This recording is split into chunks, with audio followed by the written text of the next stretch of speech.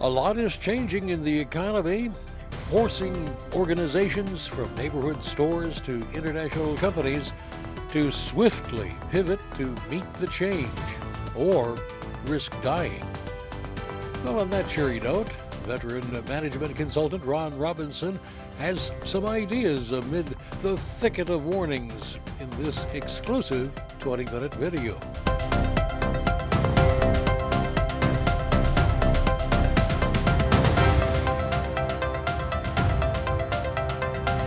Ron, you have been a consultant to countless companies over the years, and you are pitching something called Companies Need Strategies. Oh boy, that sounds like they're going to be quickly trying to figure out how to find the exit or more donuts. What do you mean by that? You have no idea how many clients that I've worked with that don't have any strategy whatsoever. The owner or the leaders are comfortable with what they know and how they want to get things done. And so lots of times those struggle when it comes to the kind of ecosystem or ecosystem, whichever you prefer, that we have today with the turbulence created by four disruptive forces. So it's time for many who don't have strategies not to have a SWOT strategy, but to have a strategy that encompasses the impact that we're experiencing now with four disruptive forces. Would you tell us what are those four disruptive forces that you see? Well, thank you for asking. One is something called climate disasters. I hear you all have wildfires on the West Coast. You're in California, right? You're in California. Well, we were in California. Now we're in Florida, but Florida still has wildfires that are quite serious. And hurricanes. True. That's the first disruption. The second disruption has to do with our society and social complexity. Many don't realize that we have a very limited workforce now and labor force. We went from an average of 6 people for every job opening in 2006 to 1 for every job opening now.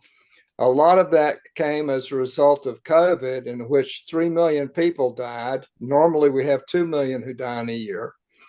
And the number of baby boomers who exited the workforce, slimming down the labor pool that we have. That's the second disruption. The third disruption has to do with the political people that we have in office now, who create legislation that impacts our economy, even for the better or for the worse. Right now, we're experiencing a downturn. I'm predicting that we'll have a recession by the end of this year, the first of next year, based on 2001 dot-com bubble burst. And then finally, we have technology that's impacting us. You may have heard of something called A1. Oh, it's called AI. Exactly correct. And it took a while to figure out it was AI. And AI right now is disrupting everything. So those are the four disruptive forces that we need to put into our strategy and then figure out how in the world are we going to deal with those. So how does a business leader deal with these things? Because they all appear totally out of our hands unless we're multi-gazillionaires who can buy politicians. We have to buy them back. And how it sounds like a bidding warfare. And I should invest in people who know how to do cattle calls and stuff like that. Wait a minute. Have we got 2 wiseacres on this line? Yeah, pretty much. Okay. Let's get down to business. The critical issue here is not who's bought off, it's who we elect. And we have had politicians who have promised to revise this economy by cutting taxes and cutting regulation. Ding, ding, ding, ding. Guess what?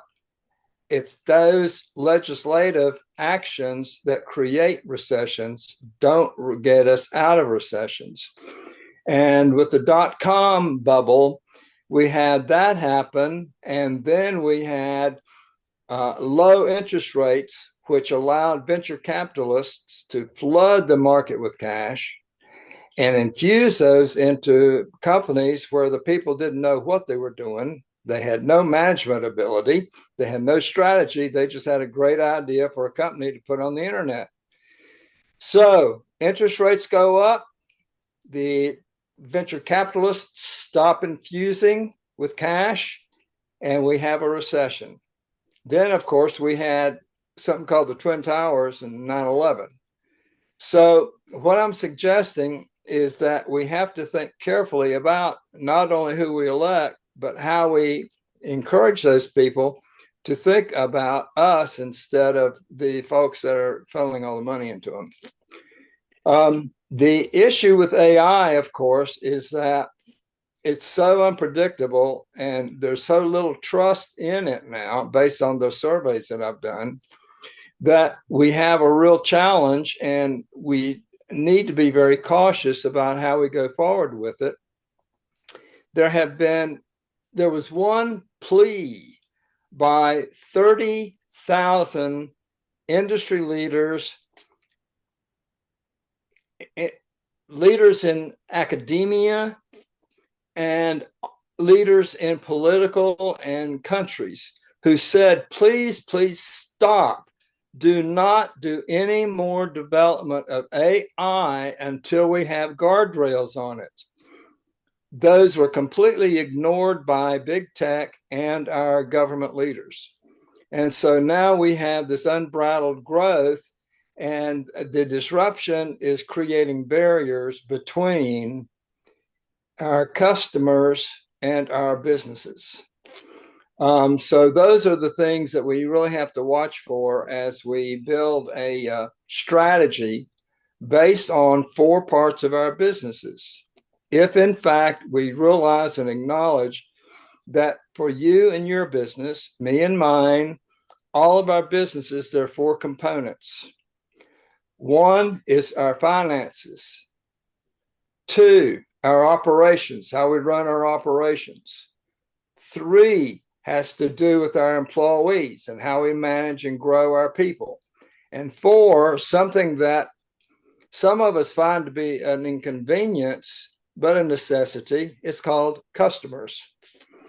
And so when we have to focus on all 4 of those and make the best that we can with each of those through a strategy in which we pull people together to think through these things, we have a more resilient company.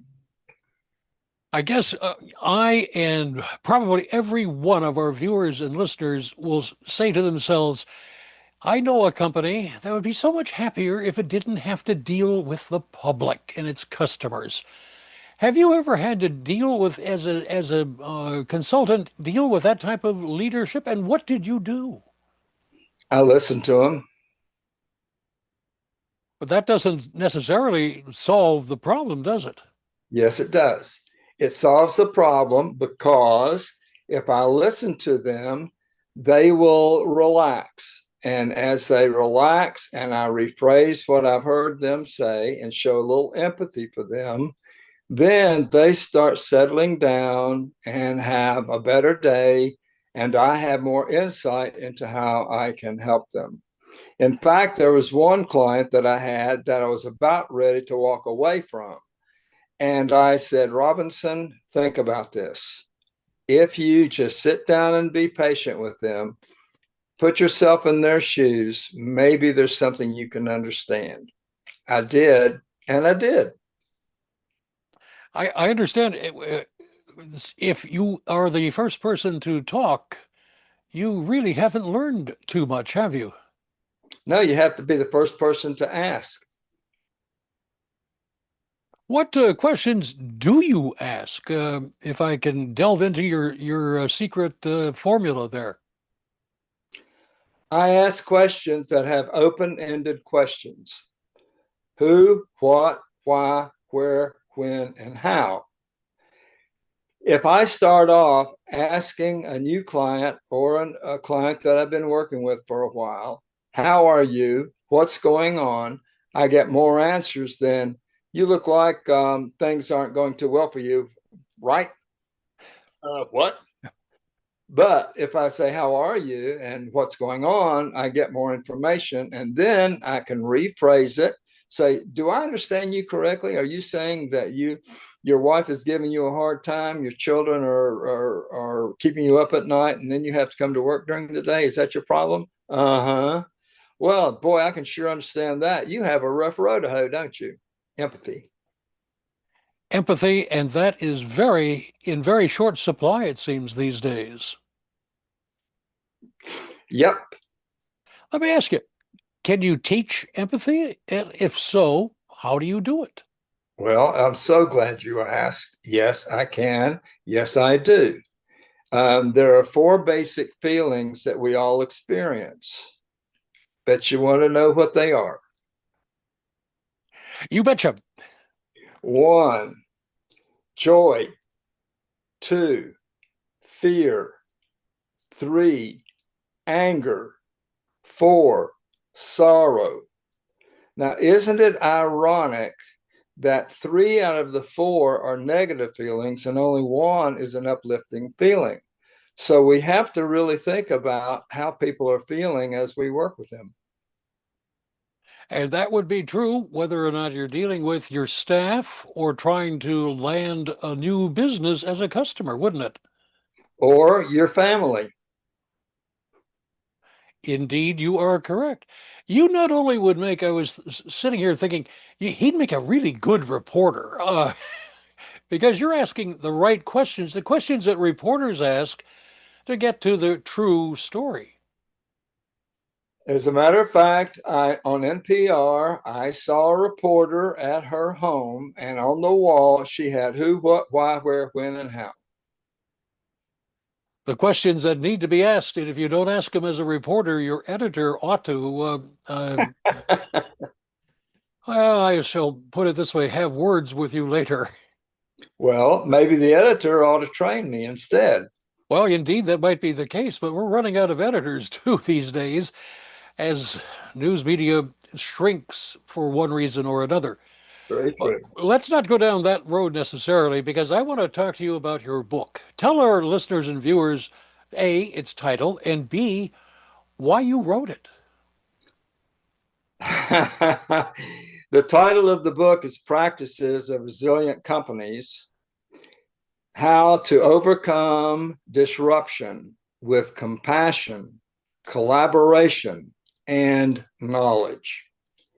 The reason I wrote this book is because the president of a chamber of commerce that I was a member of asked me one day, Ron, do you know of any way that companies can really do better and survive with changing ecosystems or ecosystems? And I said, yep, I sure do. I've just been doing that with the client. Would you like for me to explain? She said, yes. So I explained to her, and then I thought, I better write a book about that. So for 3 years, I did research on those disruptions or ecosystems that surround every business and every community. Those four predictably impact us day in and day out. That's why I chose those through research. And then I reflected on how I've been working with clients and the different things that they realized and the epiphanies they had as we were working through the different issues that they had. And it all has to do with how the business is organized or not organized. Sometimes I've had to reorganize the company to help them become more effective and efficient in their market. So that's the answer. Ron, here's a question that our viewers will understand, but our listeners won't. You have a chart behind you in the picture. What is that chart all about? It's about collaboration. Remember, Tell us a little bit about that. collaboration and knowledge. Thank you for asking. What? Tell us a little bit about what you have on that chart and why it's important to a business leader. It's critically important, and I'll tell you why. Collaboration has to do with the way in which we make decisions. You will see up there 4 decision-making styles or options. One is called direct. That's when the manager or the leader does all the thinking, does all the doing, and tells everybody else what to do and how to do it. The next has to do with, involve. How do we involve people in making the decision? When we start involving people and asking them what they think before I make the decision, then I'm getting more input and more data before I make the decision. The next, engage, is when I sit down with my people and instead of saying I think the solution is and what do they think, which is a farce. Yes, yes, boss. It's a great idea, boss. Thank you. Let's do it. Or I can say to my group, hey, we got a problem here. We're running low on inventory. How do we fix that? Open question. And then I go around the table and say, what do you think, Joe? What do you think, Betty Lou? What do you think, Jose? And then after I've heard everyone, I say, okay, we've heard everybody. What's the answer? They come up with the answer. They are one vote. I'm one vote. We all have a vote in this. And then we make the decision together. That's called collaborative. And then the final one is when I, as a leader, say, hey, I want you all to take on this problem and I want you to fix it and just let me know what you come up with. Delegate. So we have 4 options there. Now, I'm going to give you an example of how this works. There was once upon a time a plant manager who had material costs that had risen to $250,000 a year. He thought that was a little much. So he called his mechanics together and he said, look, I'm going to give you all lockers and I'm going to give you locks on those lockers. And I would like for you to develop a budget for material supplies this year. And then I'd like for you all to work together and manage that budget this year. Would you do that? They said, sure, boss. So they did. Over the course of that year, they took their budget, which was $100,000. Each month, they reviewed how much they were using and what they could save and what they needed to get rid of. At the end of the year, when they checked on the annual costs, guess how much material costs had been that year? I'm willing to bet it was well under 250,000. It was well under 100,000. It was $50,000. They saved $200,000 that year by the plant manager delegating and collaborating with his mechanics. Here's a question that I ask from my dubious past experience. What do you do when you have a boss who is number one in your block there, makes all the decisions and tells people what to do, and then decides to change things and not really tell everybody? How do you manage that as a middle manager? Good question. It can still be done as a middle manager. Let's say that my boss tells me, hey, Robinson, we've got to cut costs over there. I want you to cut out $100,000 out of that budget. How many people do you need to cut to do that? I'll say, boss, let me think about that a minute and I'll get back to you. So then I go over to my people and say, folks, we got to cut $100,000 out of here. How do we do it? And go around the table and they say, well, we could do this, that, and the other thing. So then I say, okay, great solution. Let's do that. I got to let my boss know. So I go back and say, boss, I've got the 100,000. Thank you very much. Here's how we're going to do it. But at this point, there are 2 things. How Yeah. can our listeners and viewers get more information? Do you happen to have what we call a website? Oh, what a wonderful question. Yes. And I have good news for you. The thing works. Well, that's better than ours. Go ahead. There's two things I would offer. One is the website, and two is the book, Practices of Resilient Companies, because it has a lot of the talents that you need in order to make things work in the book, promo. But I'm also happy to have discussions with you, and I'm on Substack, by the way, at ronspeaking.substack.com. And on my Substack, each week, I offer thoughts on these very subjects as well. Very good. One thing, I don't think we actually mentioned what your specific website is. Thank you. I messed up. It's called ronspeaking.com.